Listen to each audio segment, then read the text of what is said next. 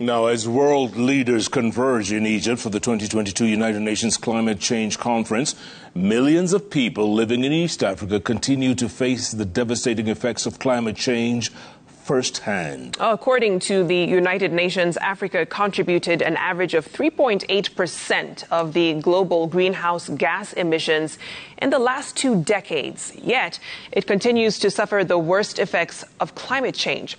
Well, Laura Otieno visited one of the worst hit areas where an entire village is drowning as water levels rise in Lake Victoria.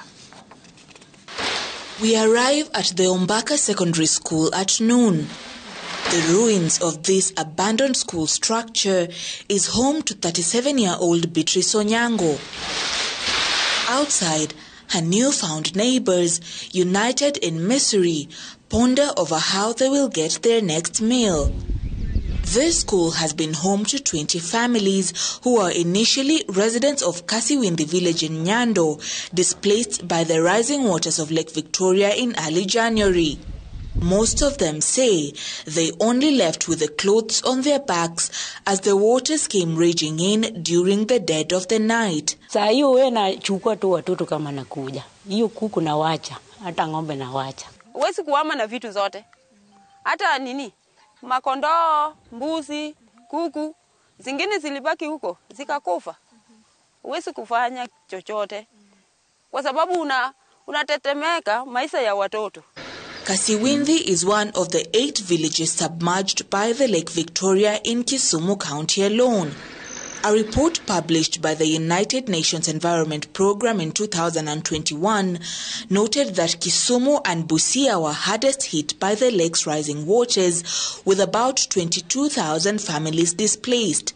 The report further detailing that the rise did not only cause displacement, but a disruption of economic activities as the affected depended on fishing and farming, with farmlands gobbled up by the water.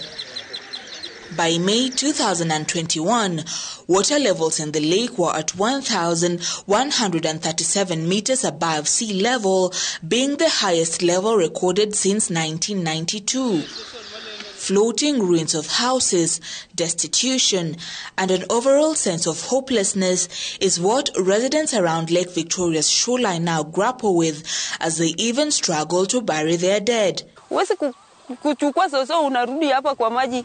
Unachimba simu na maji iko. Huwezi kuhusika yeye hapo. Lazima uombe huko, saidi mpaka huko juu. Inakuwa shida kubwa hapo sababu mtu naona huyu nakuja kusika mtu kwa shamba yangu. Baadaye atarudi complain baba yangu alisikwa hapa. Hapa ilikuwa shamba yetu. President William Ruto has promised to prioritize climate financing so as to address the impact of climate change. Meantime, Kisumu County adopted the Climate Change Action Plan in May 2022, which targets to incorporate community involvement in climate change mitigation efforts. However, the plan is yet to be rolled out due to lack of funding. Every ward is supposed to be assisted to come up with what we call climate investments in that particular area, both innovation and also probably hardware or development projects. We are expecting this to take course because it is for the whole country. Until then, Beatrice and her newfound neighbors hung by a thread for survival, with the COP27 meeting in Egypt far removed from their reality. Tuko na ushuni kwa mwe yetu. Kwa sababu mtu anakaa kwa hoteli, anakula vitu wazuri, na sisi tunalala njaa.